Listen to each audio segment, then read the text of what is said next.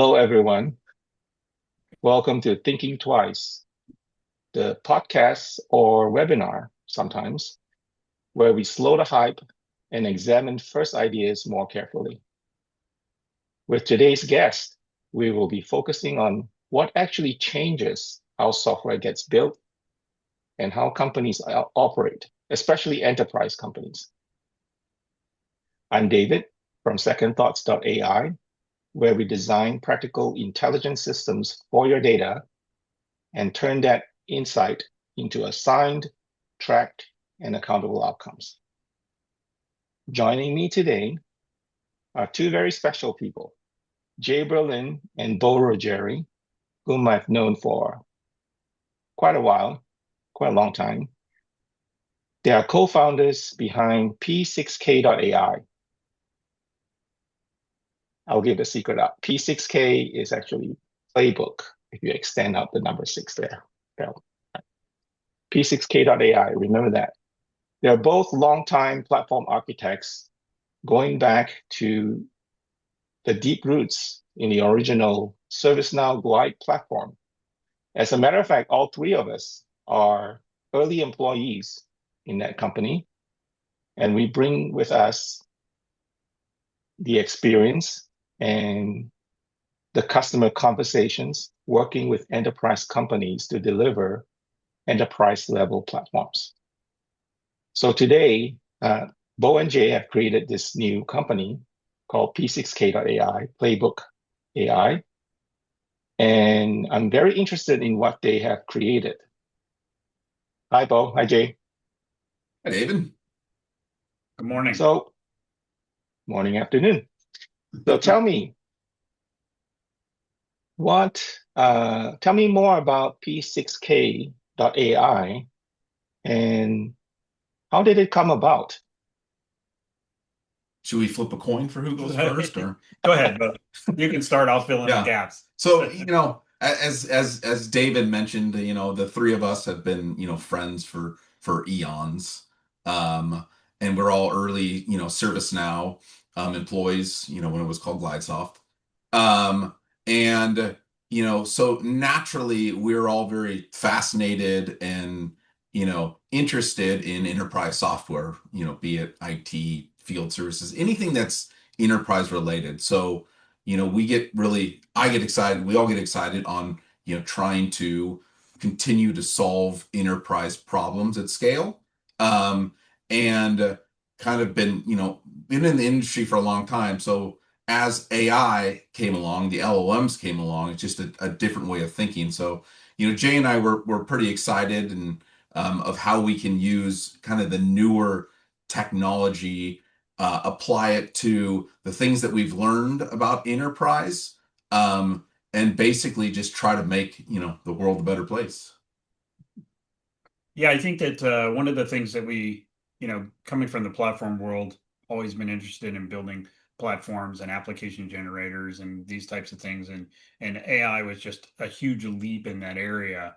But I think that a lot of the existing platforms, from our background, still are not taking advantage of this this AI capability in order to do these implementations. It's still Mhm. costly, it's still complex. And so we really kind of started this from the idea of, can we build a platform that is AI native from day one that you can use to implement your business process workflows much more easily and much more effectively. And that's kind of what started this evolution, and the work that Bo and I have done so far. Yeah, I realized that a lot of these complex enterprise applications, um, they are not, well, they want to be consistent, but they are not. So we always end up building a platform where we can create capabilities, application capabilities along the way, or as we evolve with our enterprise customers in order to fulfill their their needs. That's how ServiceNow started. That I remember we created a platform, and then we found applications that customers want to have, and then we build applications on top of that platform. But it was not a widely known thing because the platform was reserved for us as the owners of that platform, and it wasn't open up to the customers. All the customers saw was the application, but the advantage of having a platform for us was that we were flexible, we were able to create on the fly features, and we were able to add and improve on it, and then that benefited all of our customers. I, I So think I think yeah, also I think also if you look back at the what we created at ServiceNow, it wasn't just that we could build things easier and customers could build things easier, but you had a consistent view of how your organization operated. You had data because ServiceNow was a source of record.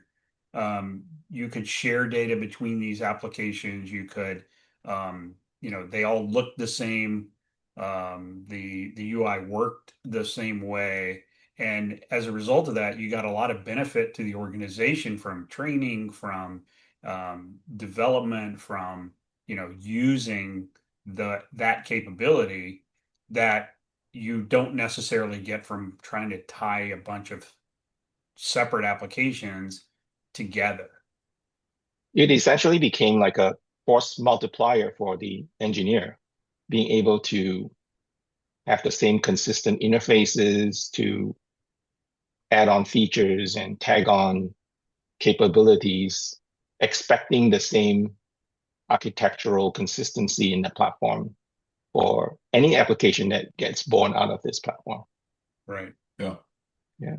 So, the enterprise today, they, especially in the era of agentic systems and AI, coding and stuff, they want predictability and the ability to audit what has been done because these agentic systems, and I'm guessing that you are moving towards an agentic approach in Playbook. Yes. Yeah. I mean, it is a natively agentic. Yes. So it's going to be inherently autonomous or non-deterministic, and it's gonna take your prompt and run with it. How do you reconcile that with the enterprise and say, it's predictable and it's auditable, or do you have a way to overcome that? Yeah, I mean, I think, based on like, all the work we've been doing for the last few months, and if you were to look at, enterprise, you were to look at some of the workflows, as we call them playbooks, to do stuff, a majority of them and the steps in them are actually deterministic. Um, and so a lot of the times it's, a determined set of goals that you're trying to achieve. Now, sometimes there is a piece or two that you can leverage a non-deterministic agent to do it. But what we found is there's actually a big section where you would leverage that agent, that non-deterministic, to kind of build the things out, build the configuration, update sets, whatever terminology you want to use. And in that flow, you have a good like governance on what's it building, does it look right, to kind of get things aligned so you feel a lot safer about it being in production, especially in larger enterprises. If you were to really kind of use your lens and look at it, there are cases where you would want to leverage like the indeterministic agent, especially if you hit some kind of path that you didn't predict. Mm, But there is if you were to look at a lot of the workflows and the playbooks that a lot of these enterprise do, they are very deterministic playbooks. Yeah, yeah, I think we take a go ahead. little different view of how to use AI in the enterprise, in that we we view a lot of these playbooks, workflows, however you want to call it, business processes, are, like Bo said, largely deterministic. Now, sometimes they go off, sometimes you hit a spot. I mean, I know that early days, Fred used to always talk about, you have all these business processes, but then they don't work the way you want them to. And Mm, but that's a small part of that process. Normally that process is pretty deterministic, and it actually runs pretty much through a series of steps, maybe with some forks and branches. So our approach really is, you know, don't try to turn everything into AI. Don't try to turn everything into using tokens and, pay $5 to figure out that, you know, this this deterministic process that you're doing. I mean, why are you paying for that? Why are you paying for or to send an those? email, pay Yeah, $5 Yes. to yeah. send an email. That's a great example of, oh, we're going to build this deterministic workflow to send a welcome email to all our new customers. And it's like, it's like, why would you use AI to do that? Yeah, It doesn't make any sense. And so our approach really is use AI where it makes sense for the organization to take advantage of it, but but don't use it where it doesn't make sense, that you're just kind of force fitting it in.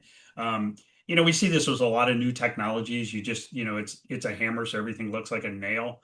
And but our approach really is, let's use AI in order to help us create the implementation within a set of guardrails for the enterprise in order to be able to do this deterministic process workflow, and have the ability to use AI to improve that process, and have AI be able to um, be available when there are breaks and issues with that process, which always happens. But we don't want to use AI to run that on a daily basis. It doesn't seem to that's make right. sense in a lot of cases. There are cases where you do want to do that, but that's a different class of, that's a whole nother class of processes that you want to address. So I think there's a really nice blend and a really nice spectrum here that we want to take advantage of, and not try to just force fit everything into, oh, it's an agent, just tell it what to do and it'll go do it. Because you run into a lot of other problems that I'm sure we'll end up discussing here within the enterprise, when you just say, well, we're just going to use AI to do everything. Yeah, I agree. Let me quickly share this one chart that I've gotten ready. Um, oh, are you guys watching the right chart? Do you see the enterprise software chart? Yes. Yes. Oh, okay. Somehow my display didn't show that. But I'd like to share this with you is um, it's basically a timeline of key industry milestones from 1999 to Mhm. 2026. And what's interesting to me is that, well, the on-premise section on the left, just goes forever back to like maybe 1950s, the Mhm. Yeah. mainframe times. But those sections of time you can see gets shorter and shorter every different, uh, I guess, technology uh, uh, error comes about. And Mhm. the most significant one is the agentic AI, where lots of activities happen within, I guess, 2 years, 2.5 to 3 years. Mhm. Whereas the SaaS era actually dominated almost 10 years. You can see, the blue SaaS era thing. So in comparison, we're actually going super fast and we're heading down this road. We don't know what's going to happen in 27. And so I can see the flexibility in a platform where you actually tee up this um, unpredictable future where you have a mixture of components that can be swapped out and swapped in that uh, that predicts these changes. For example, the model that you use today is not going to be the model you use tomorrow, and its capabilities and skill sets changes.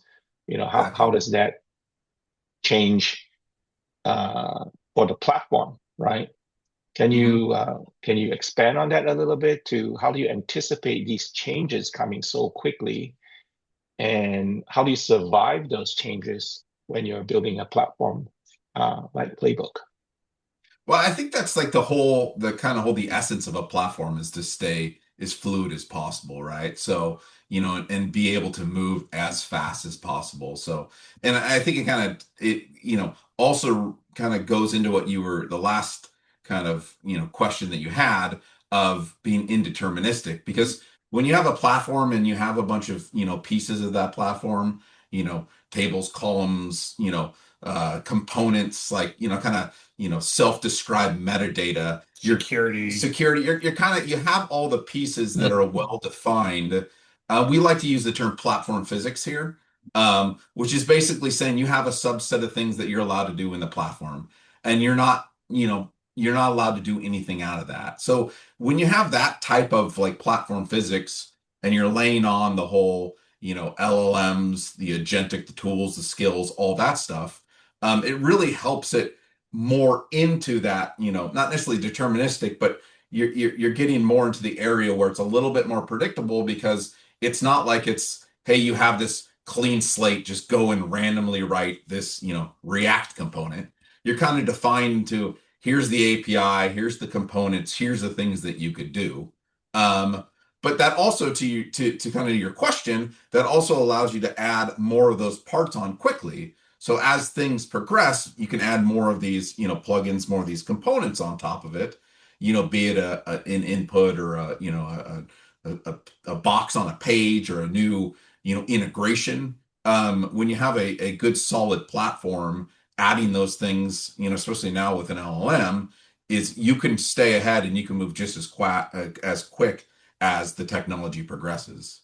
Or remove pieces as they become Sure. irrelevant because Yes. the model became smarter Yeah. and can Yep. do this new skill now that it didn't have before.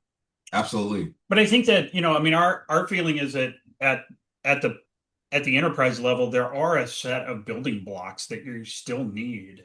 It's not like the agent just magically um, becomes the data store. Mm, There is a concept of a database, and data organization, and integration with other systems, and replication and backup, and subtenancy and multi-tenancy, and all of these things, mm, all of these building blocks, they still exist. And so by having a platform that provides those to the agentic layer and provides some guardrails and some definition about how applications are built within an organization, within an enterprise, you end up with much more consistency, and you can also move much faster because you mm. have those building blocks. You're not starting from ground zero every time for every application, and you're also not trying to manage you know, a, Yeah.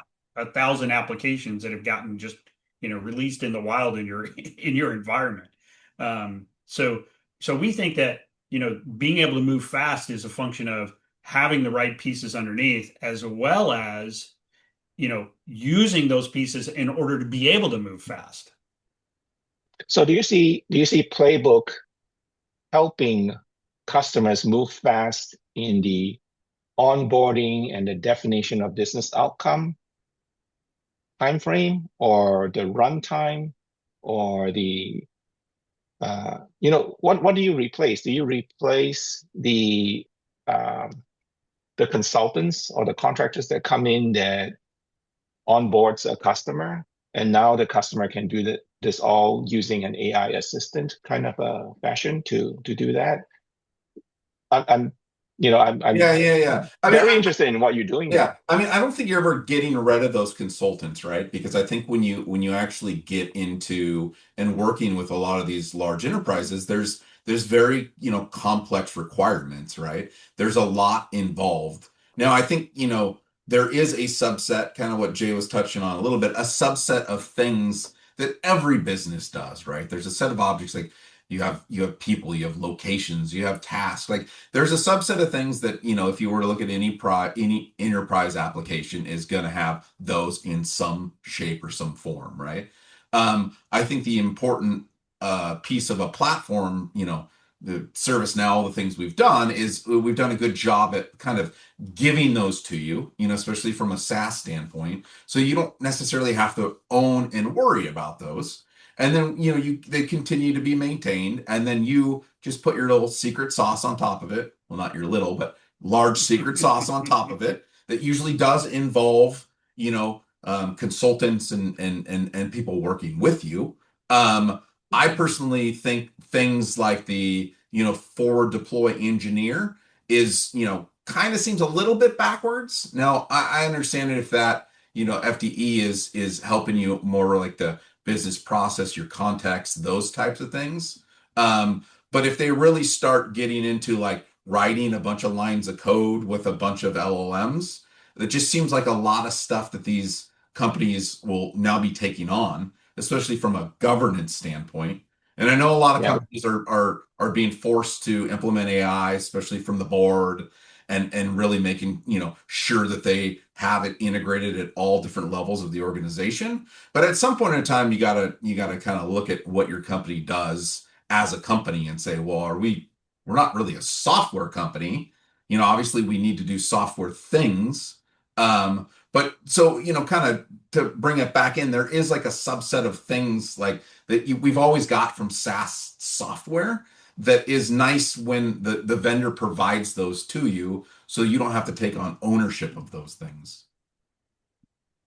Yeah, I Yeah. think So I think yeah. that I think that AI is incredibly capable. These LLMs are incredibly capable of doing the the work of implementing, writing the code, building the things that you need to build.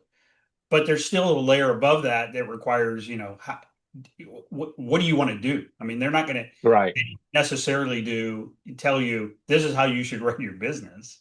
Yeah. Um, they can help you fine tune some of that and provide suggestions about the ways other people are doing it or things that you can, do better. But fundamentally, it's your business that you're trying to run and be efficient at. So there's things that AI can help you do in those areas and keep you from having to become a software company. If you look at some of these SaaS platform companies, Salesforce, ServiceNow, they've done a very good job of turning organizations into software companies. Um, Mm, you know, yeah.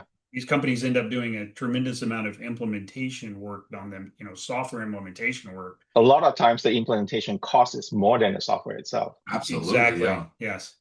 Yes. Yeah. So what I'm hearing is that basically the consultant has been elevated up the software stack, right? The traditional FDE in the Palantir fashion would come in with Claude code and start writing a whole bunch of stuff to create oncologies and right. And they have the Foundry that they can actually use to do the building blocks for the application. But every customer has a different look and feel, has a different way of accessing their sovereign data and all that, and none of them share uh, common knowledge or advantage of learning from each other in that case. So when you embody AI or the agentic approach into a platform, now the contractor now is elevated into working with the platform, not working with the LLM directly, and we'll have guardrails and we'll have a path for them to move forward, and that makes the enterprise trust more that the outcome or the end result is more predictable and auditable or security wise. All of those things have been answered already and not being created from the ground up using a Claude code, right? Yes. So that's And yeah, auditable. and Auditable. auditable, yeah, Yeah. I mean, a lot of times, in fact, we've seen, you know, people will be in the corner vibe coding something and all you see is the result.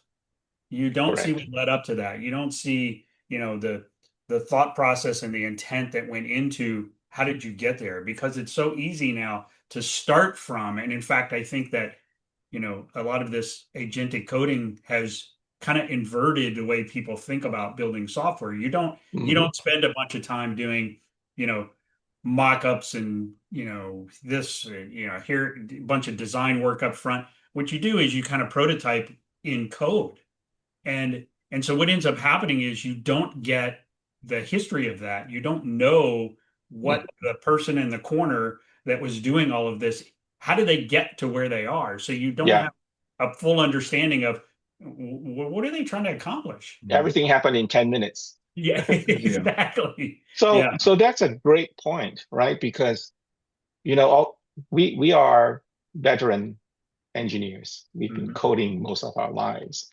So we have these engineering habits and um, these protocols that we follow that is not learned from school, right? So, Yeah. consistency, you're not gonna need it, the return fast and all those engineering habits.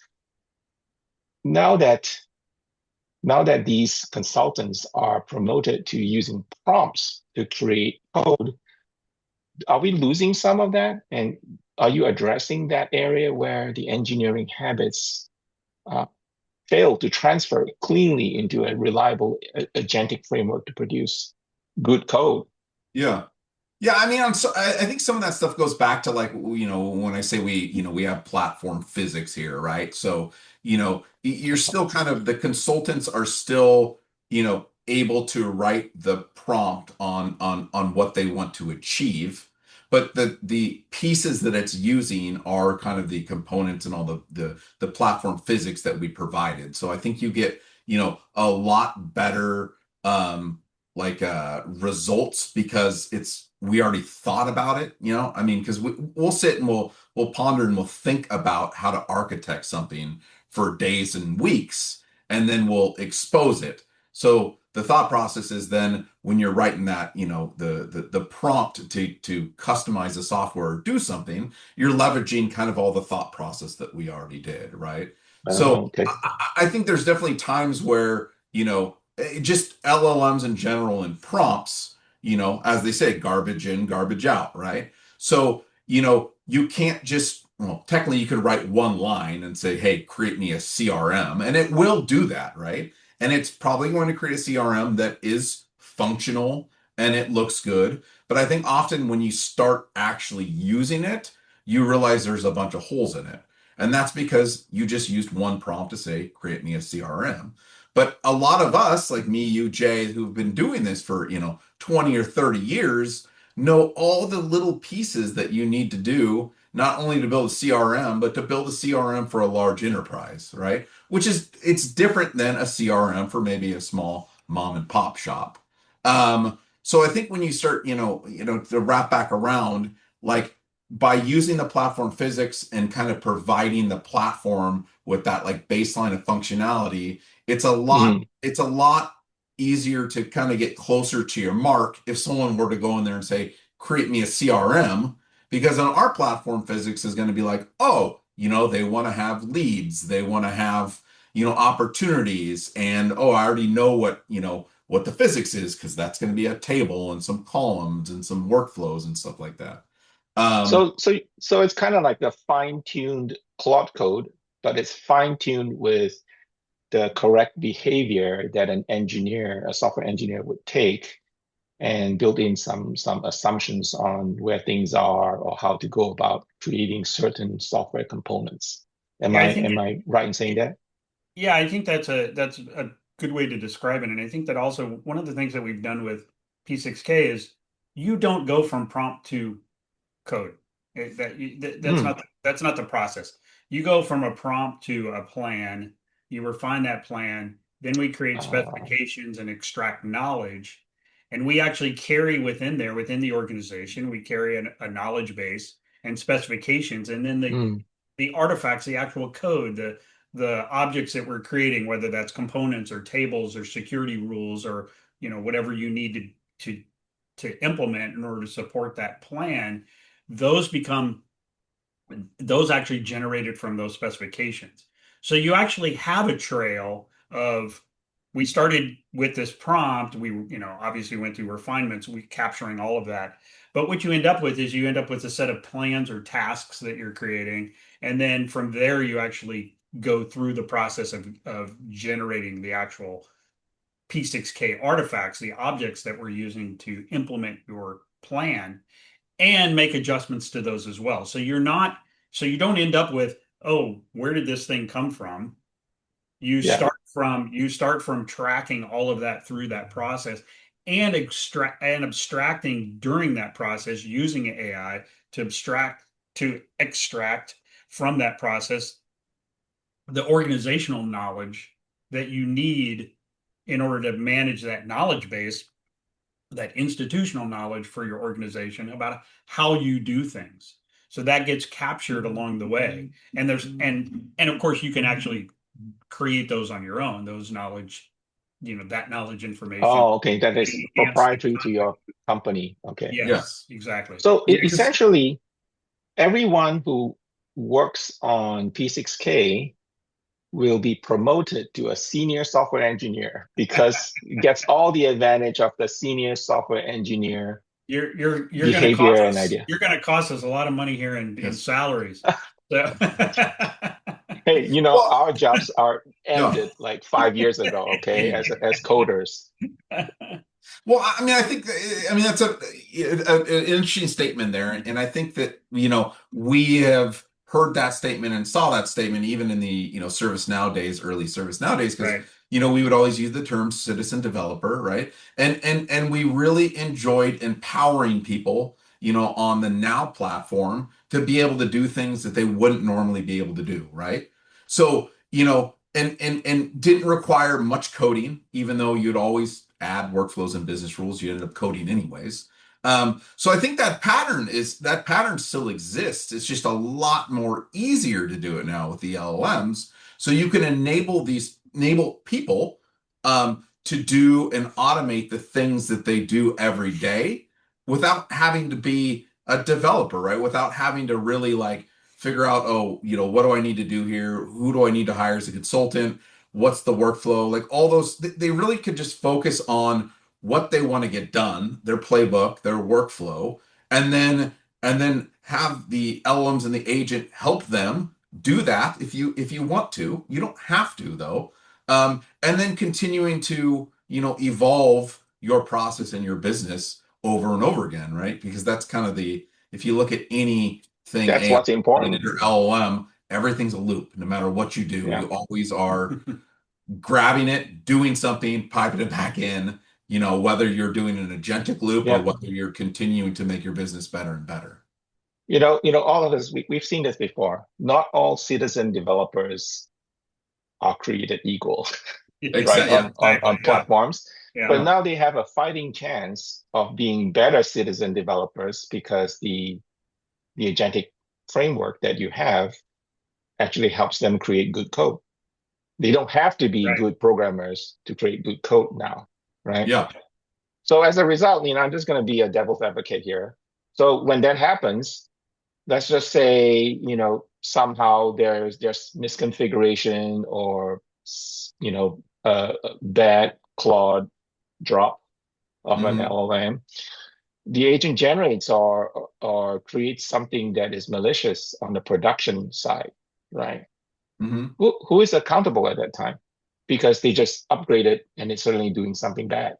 You know, how do you manage that impact of something else that is not a human doing something on behalf of another human who's not really that smart? Yeah. I mean, definitely a good question. I mean, it's not the agent's fault, right? Because the agent is just, for the most part, doing what he had the authority to do, right? Yeah. So, Now I mean, everything's shifting to the provider, the LLM provider's fault, right? Well, Everything's I shifting to I that. think fundamentally, though, I mean, the organization has to take accountability and responsibility for what they're doing in their organization. I mean, it's no different than anything else.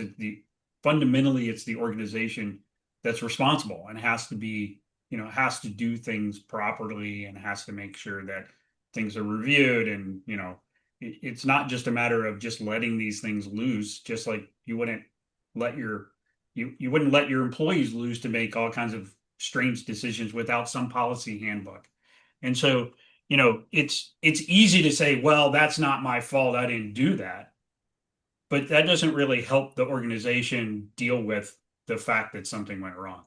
And so, I don't think you can just slough off, oh, well, it's not really me. That was Anthropic's problem. It's Yeah. like, well, no, I mean, you're still running the organization. And so people still have to deal with that responsibility and make, you know, do things properly and responsibly and keep track of this. If you want to take advantage of this technology in order to improve your efficiency within the organization, it's the Spider-Man moment, right? With great power comes Yeah. great responsibility. But Exactly. Yeah. But I think at the same time too, I mean, you could translate it into, pre-LLM. Like you wouldn't just go and give a junior employee a root account on the Unix machine, in production, right? Who And and knows? and and that does happen, right? I a long time ago used to be a junior guy with a root account when I shouldn't have, right? But there's certain things that if you look at that and analyze that, you put in place, right? If you're on a terminal, you usually, have some kind of sudo, right? That you're only allowing people to do certain things. So it's kind of like, you really have to like just kind of think about what you're doing as the organization or the person in charge about how you're going to have these, autonomous agents, these LLMs execute stuff. And if you're just going to say, just go and do this without any kind of governance or approval or working together with other people in your organization on how to execute that safely, then stuff is going to happen. Yeah, Fortunately, the LLMs are also very good about fixing things that went wrong and fixing them very quickly. yeah, But every now and then, if you delete a database with no backup, then that's kind of a situation you really don't want to be in. right. It's a difficult problem, especially as these LLMs are getting so much smarter. They know so many things about your environment. And given the prompt or the directive to go fix a problem, they will try everything that they know, right? And they will test all the boundaries. They go, oh, fix everything. Okay, including locking out that user because he's a bad user, right?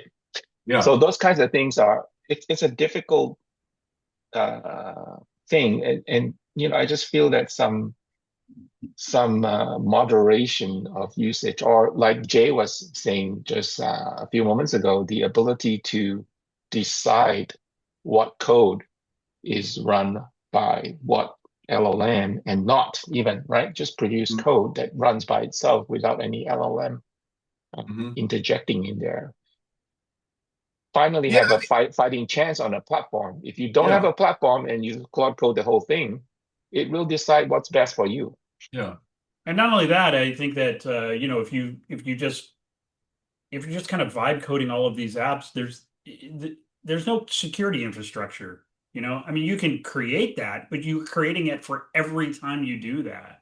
And So with they're the not the same. Yeah. exactly, and it's like, how do you determine who has access to what data and where, and you know, um, with the platform, but that stuff you get that for that part of the platform. In other words, that whole security infrastructure is built in, Mm-hmm. and so what you're doing instead is the LLM is not implementing the security layer, it's giving access to certain roles and data based on your requirements for that particular piece. Now, obviously, you can get it wrong, but building that stuff, that's a step that's the building step, not the operating step. That's the evolve step, not the operating step. And Yeah. during operation, you're not changing those security rules. You don't have access, to the ability to just say, "Oh well, give me admin rights and I'm going to just go do something."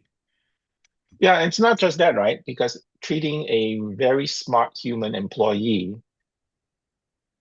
is different than working with a really smart LLM employee or agent employee. Because with a human employee, the ultimate repercussion is you're fired, right? You did Yeah, something bad, you're fired. How do you fire an LLM, right? When it does something bad.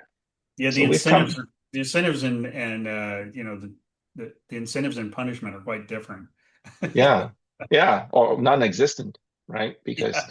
it's a proxy of your action, right? You prompted to do something, it did something that it thought was good for you, right? Mm-hmm. So in that sense, what are you guys thinking about local models these days, right? The open weights and the ability to use open weights? Is that a good option to like manage what the enterprise can have and control breach or deterministic LLM behavior if that even exists, right? I think there's a few parts to that answer. So there's there's you know the providing your data and what you're doing to these frontier models and these frontier companies. And obviously there's a lot of discussion today, about how whether or not you want to be giving your data to those or you want to be in a sandboxed environment and don't, you're not using these frontier models to capture your company's secrets. So there's that, and then there's some ways around that. Obviously, local LLMs is a very good choice, and I think they're becoming more and more sophisticated and better, um, and and performance is getting to the point where you can actually run these at a reasonable cost and a reasonable infrastructure. There's also, Bedrock and Azure has their sandboxed open AI environments. Mm. And so those are, ZBR, yeah. yeah, those are options as well. Um, I think there's another side of that which is kind of interesting right now, which is the small LLMs, which are basically LLMs that are smaller, fast, obviously very scoped toward what you're trying to do. And I think that'll be an interesting area to watch Yeah, to see what's going to happen in that area in terms of, is that the right approach? yeah. Um, I think it's too early to tell at this I'm point. I'm really interested to see if, folks would start to choose an LLM for its specialty. Hmm. For example, if you're using an LLM to generate user interfaces like HTML or UI, UX, it doesn't need to know about security and Linux and, IP tables and all that. So make it small and only knows what it's going to be assigned to do. Yep. Then it won't try to go and look at your IP tables on your Linux machine and try to figure out how to get out of this machine, right? Yeah.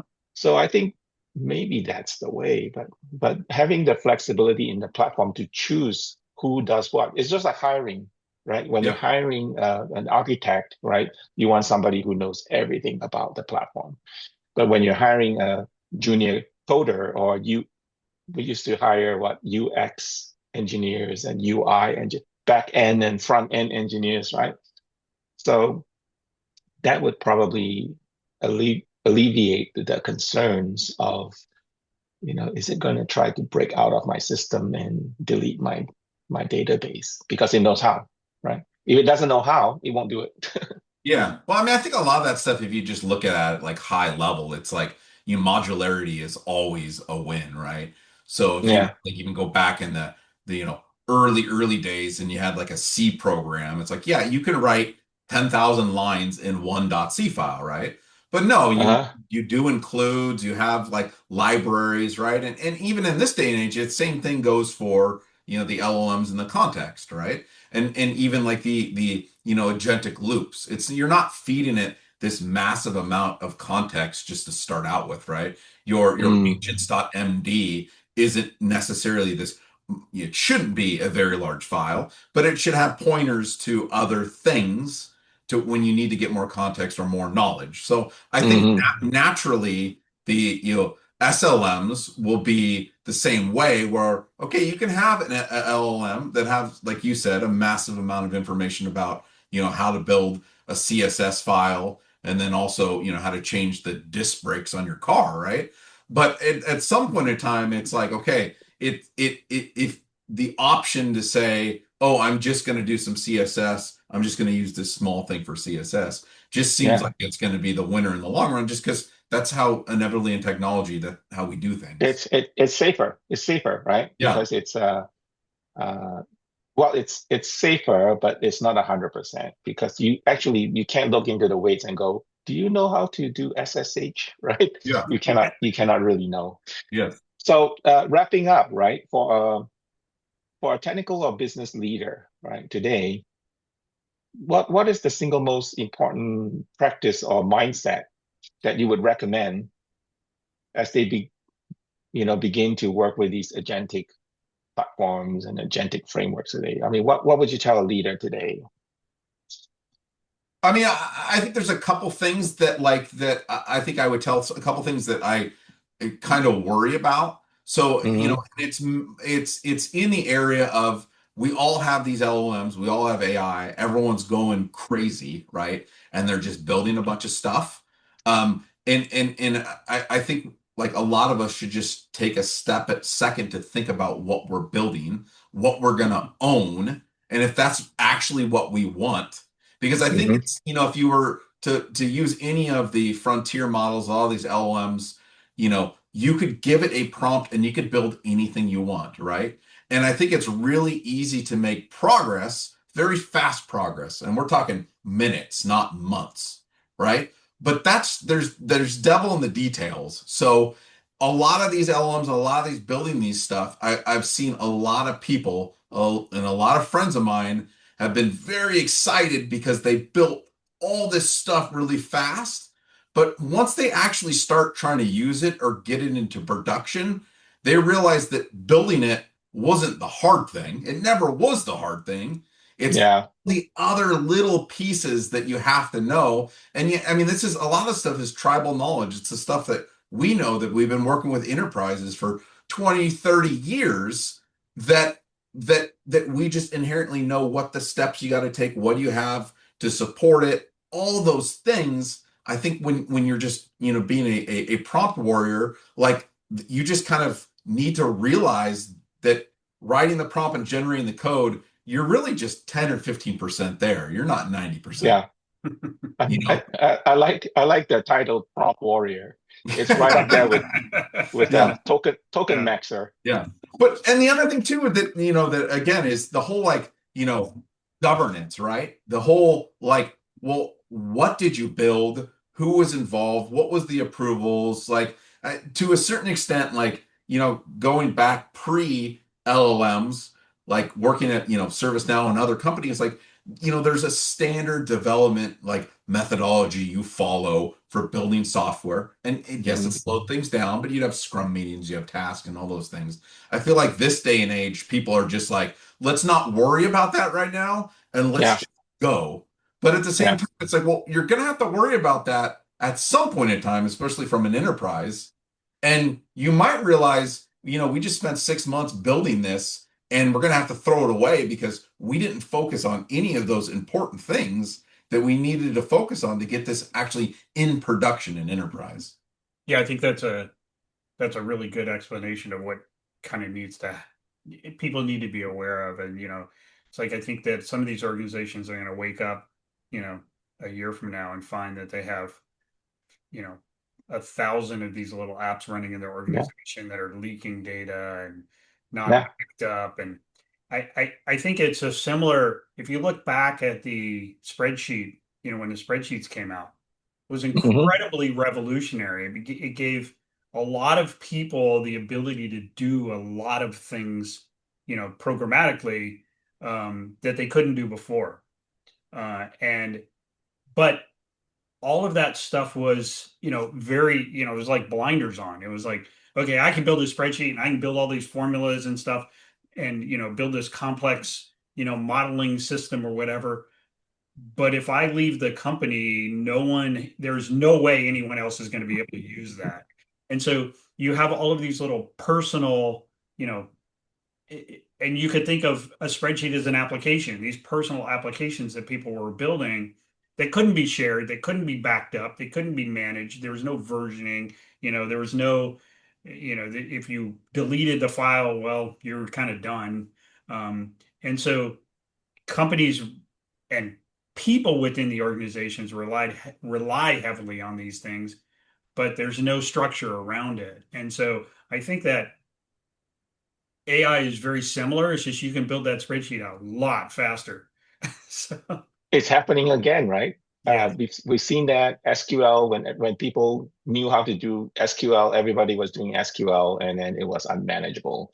When Mhm. people knew how to write Java, everybody was creating their own mom and pop application using Java and Perl and scripts and Python, right? And now everybody's using AI and they're going off doing their own thing again. And, that propped up previously made Microsoft very valuable, selling spreadsheets. Now, selling LLMs is very profitable for these frontier labs.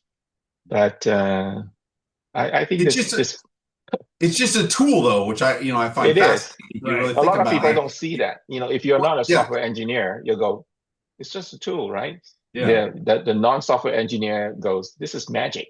yeah, yeah. Yeah, Well, I can I was do like it. thinking like, you drive around in certain tech areas, right? And you see a bunch of like AI billboards. When I Yeah, think it was a tool, that'd be like all these companies saying, oh, we have databases, right? And it's yeah. like, okay, and I think you're starting to see a shift of having the LLM in your software is just table stakes, right? Like, Yeah. and it's so flooded right now that it's kind of nauseous because everyone's leaning on the why you should buy my software is because I have AI. And again, in my mind, that's like, okay, that's like having a database. But what problem are you actually solving? What's your software actually doing? And yeah, you should Hmm. have AI. That's table stakes. Like any company that was started in the last year should have LLM AI natively built into their software because that's just how like the software companies are doing it now. I, I read Absolutely. I read a quote once that was I wish I could remember where I read it because I'd hate not to attribute it to the original author, but it said something along the lines of when AI does something that you don't understand, it's magic. But when it I think does Elon something, said that, sorry. oh, he did? Yeah, but Yeah. when it does something that you are deeply involved in, it's helpful. Yeah. It's so true. It's like, if you don't understand something, then when what AI does is just magic. It's just Oh, like, I think Elon's quote was, when engineering works, it feels like magic. I think he's referring to his rockets, yeah, yeah. not AI.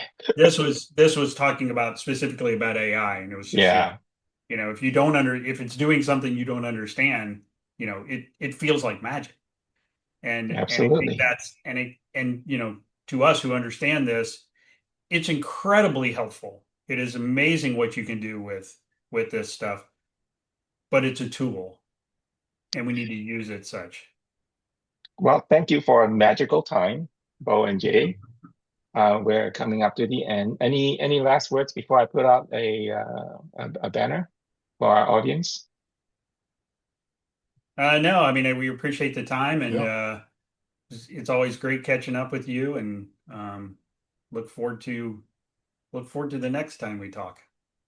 All right, and hopefully that will be very soon. Uh, Everyone, this is Thinking Twice again, and I think I shared the right screen. It's my info card. If you like what you heard, go ahead and reach out, info@secondthoughts.ai, and tell me what you want to talk about, and we'll make it happen. Thank you. Thanks, Dave. Bye-bye.